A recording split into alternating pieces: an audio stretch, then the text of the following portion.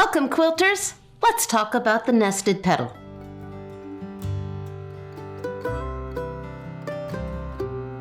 Let's talk about Calico Kitten's nested petals. These were created by Linda Mae Denny. For those of you who have been in the long arm industry for a long time, may recognize the name. These tools are a nested set of petals that'll give you 3 different sizes. Again, we make them in all 3 thicknesses. So the tool is going to be what we call an inside tool. So we can go to the inside of the tool, which is how we create this pointed look. If you recall from one of my previous FAQs, in order to get a point, you have to be coming to a stop and changing your direction. You won't get a point by going around a point. So this is how we create the tool. Now it is designed so that you don't have to raise your needle foot to be able to get it to the inside. You have an access point. It is designed to be used on the inside, and it gives you 3 different sizes of petals. By bringing the tool out, the wand out, turning it around, and resetting it in here, you have your curved edge. This is the smallest size. Take out this size, take your tool up one. There is the medium size. Remember, it is going to be 1/4 inch stitched on the inside, so it's 1/2 inch smaller than this. And there is the largest size. When I'm creating block designs, I like to work with the largest size the most. And when I'm creating border designs, I like to work with the smallest size first. So now let's finish up this design. I have a 6-point grid on here. I used my 6-point stencil, 1, 2, 3, 4, 5, 6, and marked my fabric first. And then using the lines on my big blank block, I am rotating my design 6 times to create this look. So, nicest thing about inside tools is you don't have to raise and lower the foot. You can get stitching done and then put your tool back together. Since this is a nested tool, I do like to use my blue tape to hold everything together. Blue tape is your friend, or painter's tape. Always have a roll on hand. So now I have 3 of my lines already done. I'm just getting the threads from the center out of my way. I am going to line up the registration line on my tools with the line that is on my fabric. So down here, I'm here, and there is also a registration line at the point, and I'm using that on the other end to make sure my design is straight. And let's put in the 4th petal. All right, I'm going to rotate to the 5th line, lining up my tool, and I'm going to repeat.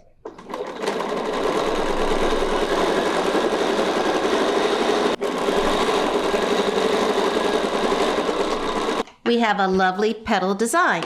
So you can see what the designs are going to look like in comparison. This one is an 8-point grid. 1, 2, 3, 4, 5, 6, 7, and 8. And here, in contrast, is a 6-point grid. Which one's going to look good on your fabric? That's for you to decide. Now, you can turn the nested petal around, and you can have the point to the inside. And this is what you're going to see. So this will also be an option on an 8 or a 6-point grid. I've always personally preferred the point on the outside, but you never know what might work best with your quilt. And so give you some variations. Here is a 8-point grid again.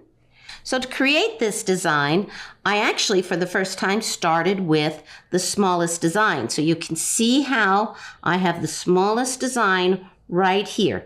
And I rotated it 8 points. Okay? So so it's only about this big. And when I did it, I realized I need a bigger design. At that point, I took out the other two sizes, moved my wand up to the largest size, and then starting at a point, where's my quill?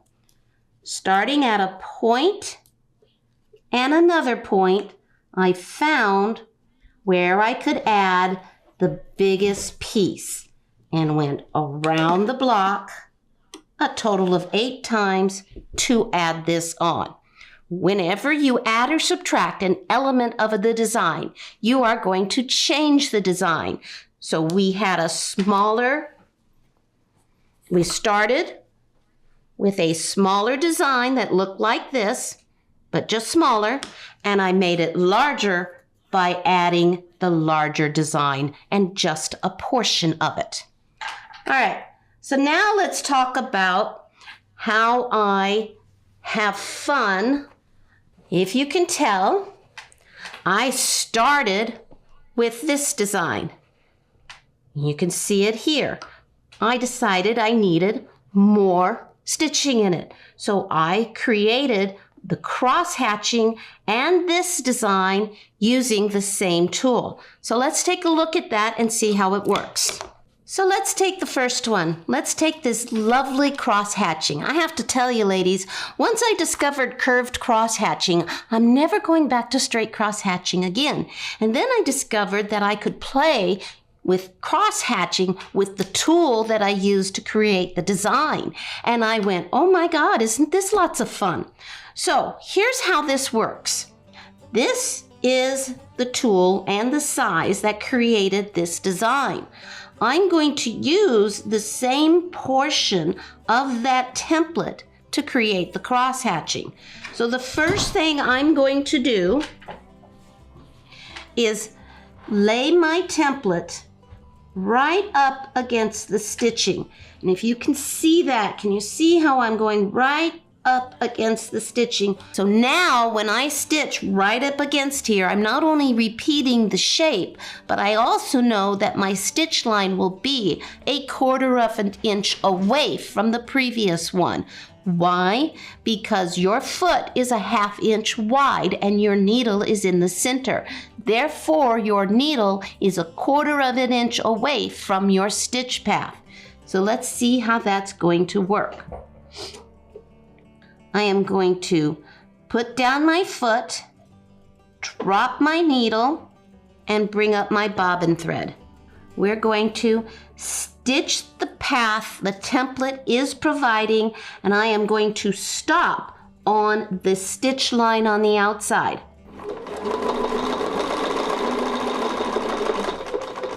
So now you have two options. You can stitch along your previous path, or you can do a jump stitch. Let me show you stitch along your previous path first. So now you can see how my template is right up against my stitch line. Once again, I'm putting my stitch line up against my template up against my stitch line. All right, let's watch how we do this. And for these passes, I will stitch along my stitch line.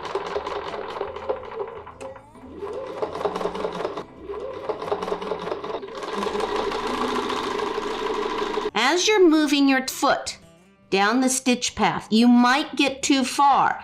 Don't move your template. Stitch back until your foot is touching your template. All right, we're almost done. So that was stitching along the stitch path. Now I'm going to show you a jump stitch because, to be quite frank, I don't want to stitch this little piece here and all the way out to here to where my next line is going to go.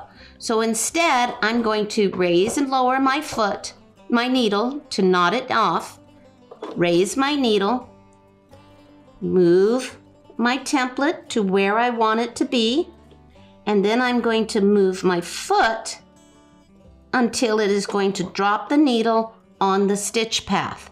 that is a jump stitch. Those of you who do embroidery work, you're well used to a jump stitch. Raise your needle up and down a little bit to knot it in, and then follow your stitch path. We'll stitch along.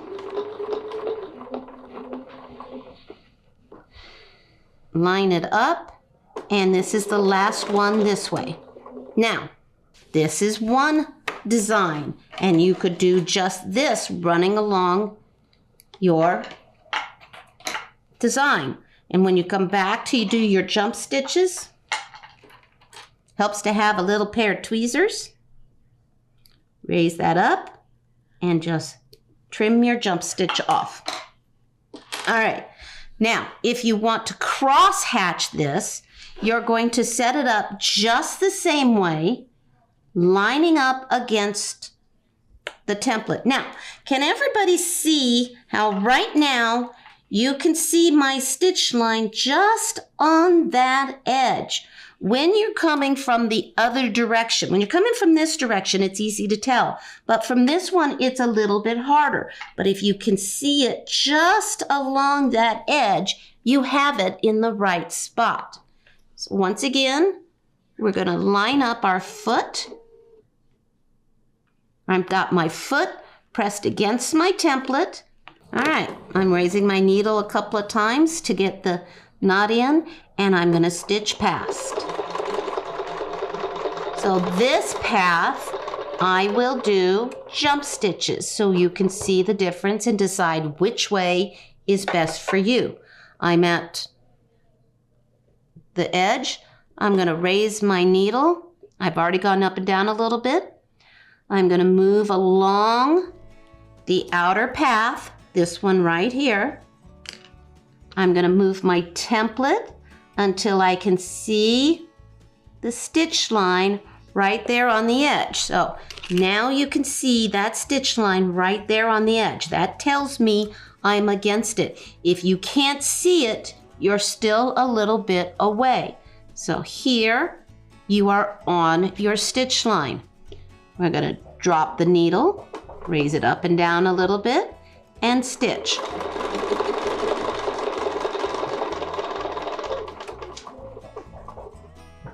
Raise the needle, move my foot, then move my template. There's my stitch line. Put my foot against the template. Raise and lower your needle to knot it off, and stitch again.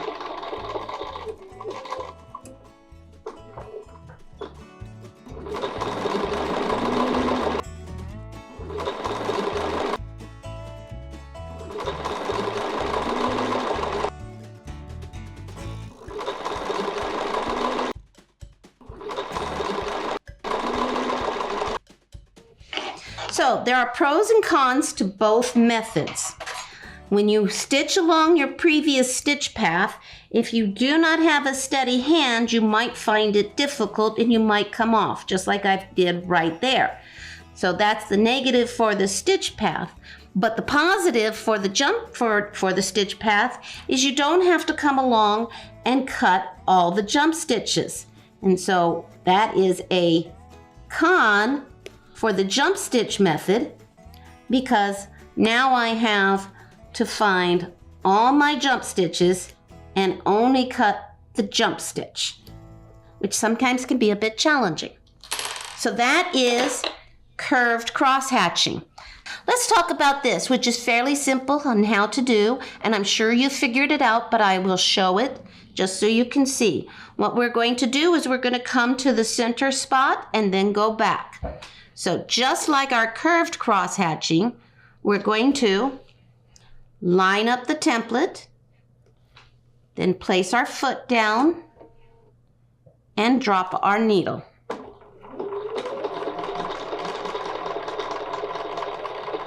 Be careful not to go past the center line.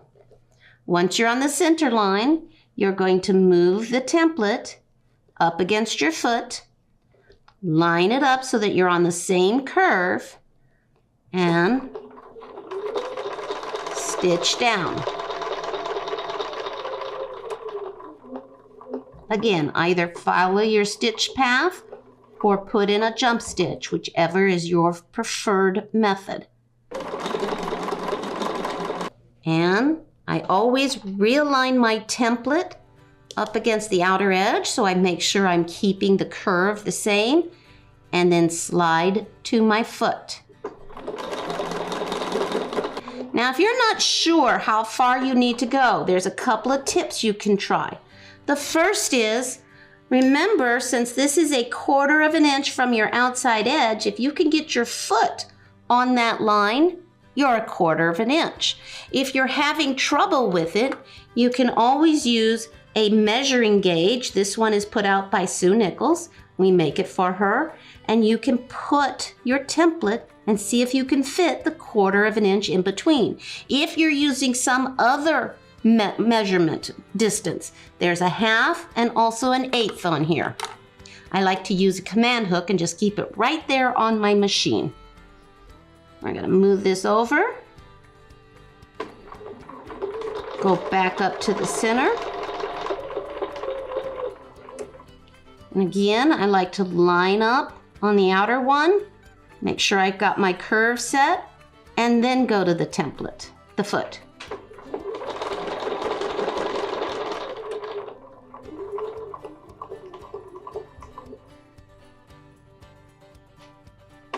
Always bring your foot back to your template.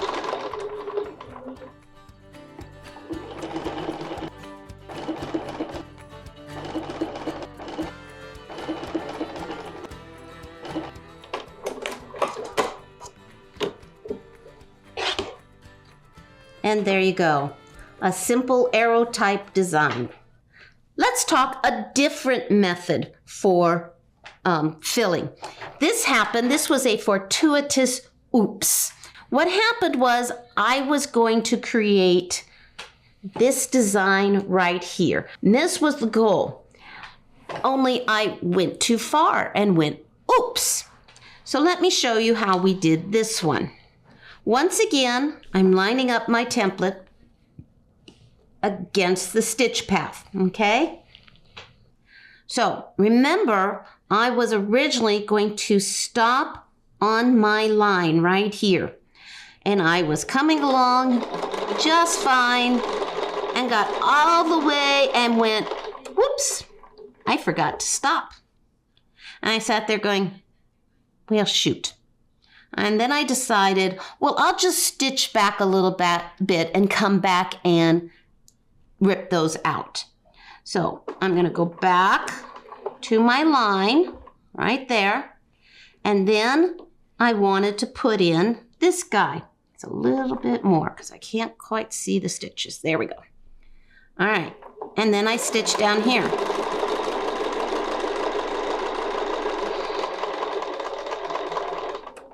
Okay, and I'm going to go along here.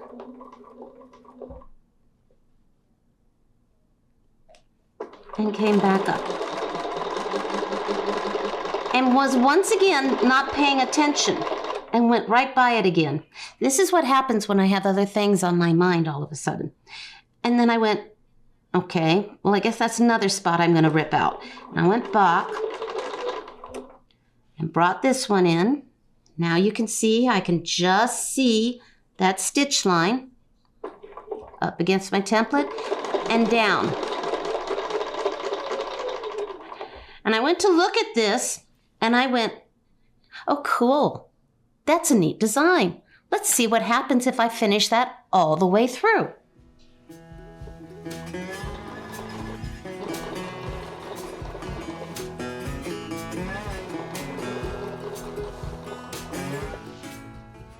And voila, wasn't it just a lovely design? Okay, so there are 3 different designs. This is just a simple cross hatching.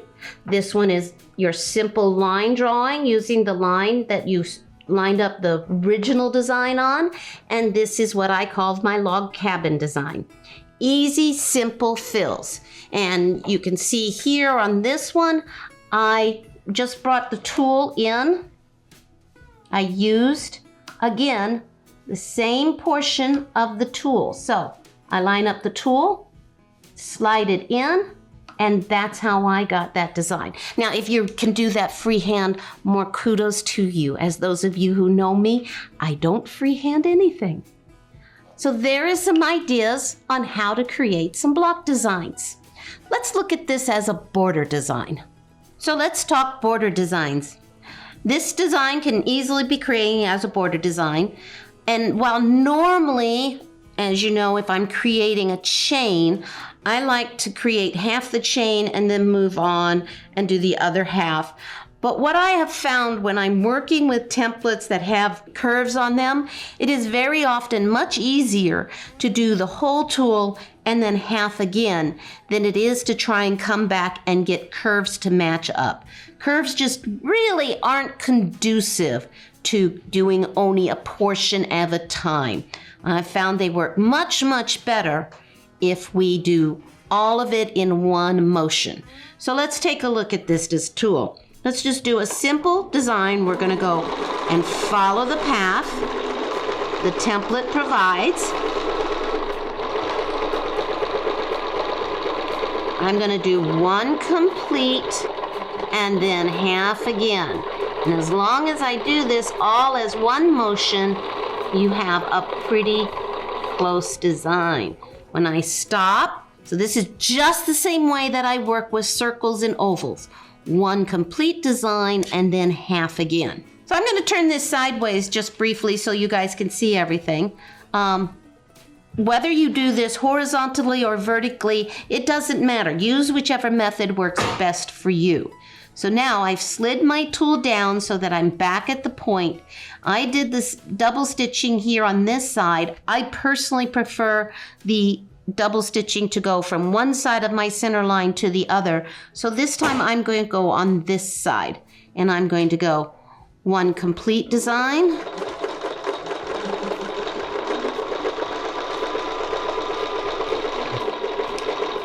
And then half again.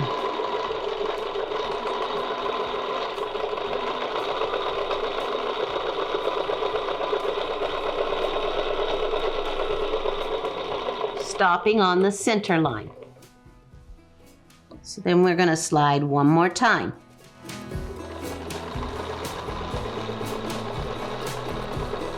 Now, for all of you people, quilters, who are sitting here going, why isn't your template moving? Remember, Quilter's Rule has fabric gripping action on the back of their templates. So if your tools and remember, these methods that I'm showing you might work on a tool that you have at home already. But if your tool doesn't have fabric gripping action, or you have one of our older tools before we put fabric gripping action on it, you can always use Grippy. This is a spray-on that helps give some grip to the template and will work very nicely, does not collect lint. It's an excellent product. So now you can see the design that we are getting using this method. Remember, you can play it up with different ideas. You could turn it around and stitch again.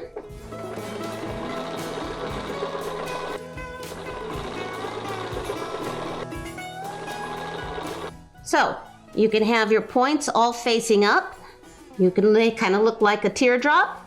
You can have them going and your curves touching and then your points touching. You have lots of options. So let's talk about, you don't need to use the whole design every time you're using it. You can use only a portion.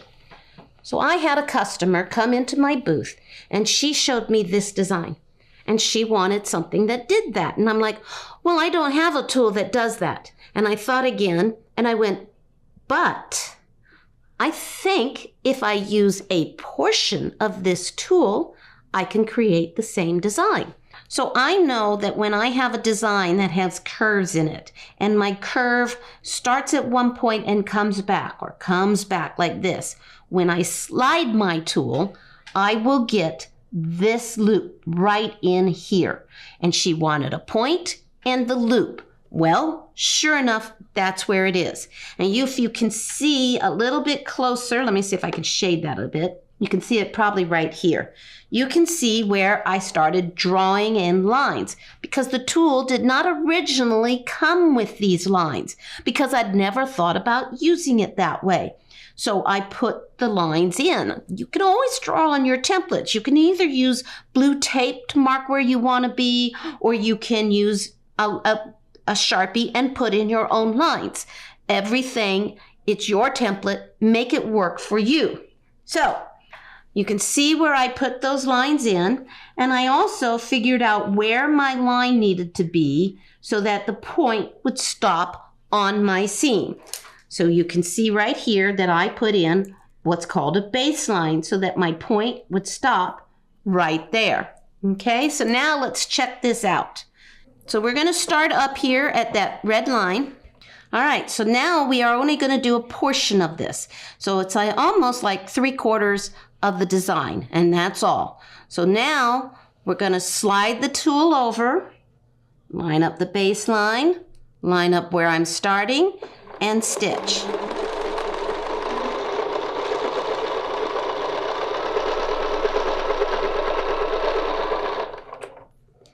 Slide the tool, line it up.